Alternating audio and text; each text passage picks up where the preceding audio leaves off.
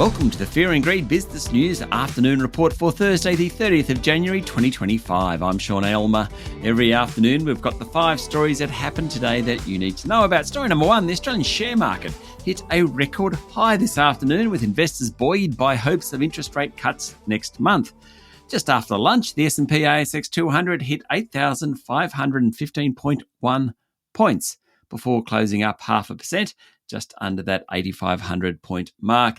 That surpassed the highs of early December last year. Energy and interest rate sensitive stocks did best today, though so too did consumer staples and financials. In fact, all 11 of the ASX sub-indices were higher today. What's going on? Well, there's a general boost in sentiment from the prospect of a rate cut in the middle of next month following the benign inflation figures out yesterday. All 4 major banks, Commonwealth Bank, National Australia Bank, Westpac and ANZ, are now predicting a rate cut when the Reserve Bank Board meets on 16th and 17th of February. There's also a general boost from Donald Trump at the moment. Everyone seems to be focusing on the good stuff that could happen in the US, things like lower corporate tax rate, not so much the bad stuff.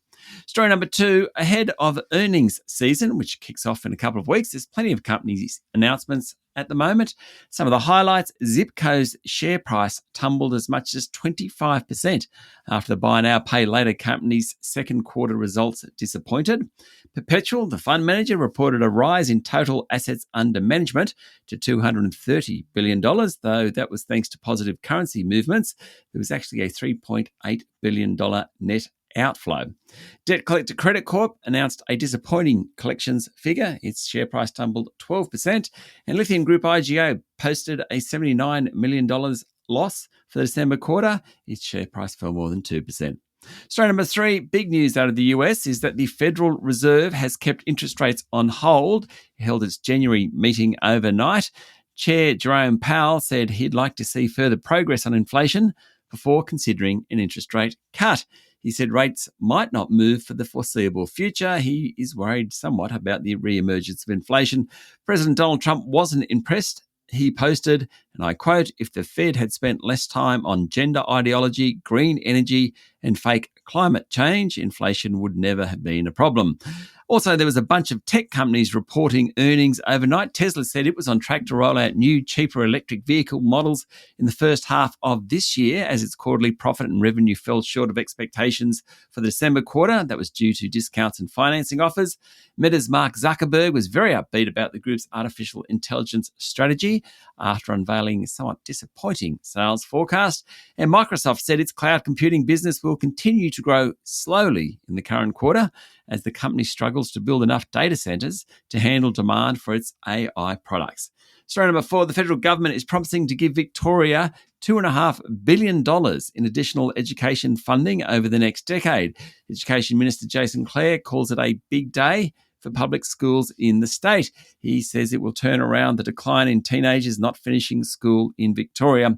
Meanwhile, Assistant Treasurer Stephen Jones will retire from Parliament at the next federal election, setting the stage for a reshuffle of Prime Minister Anthony Albanese's economic team.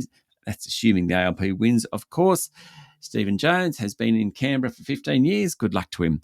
And story number 5, Mineral Resources debt has grown to $5 billion as it builds its export hub in Western Australia and battles weak commodity prices and governance concerns. It's spending $2.6 billion to build an export hub. It exports iron ore and lithium, or it will export iron ore and lithium from that hub. Founder and Managing Director Chris Ellison has, in the last few days, it seems, been issued a Section 19 notice by the corporate regulator ASIC. That means he is under formal investigation.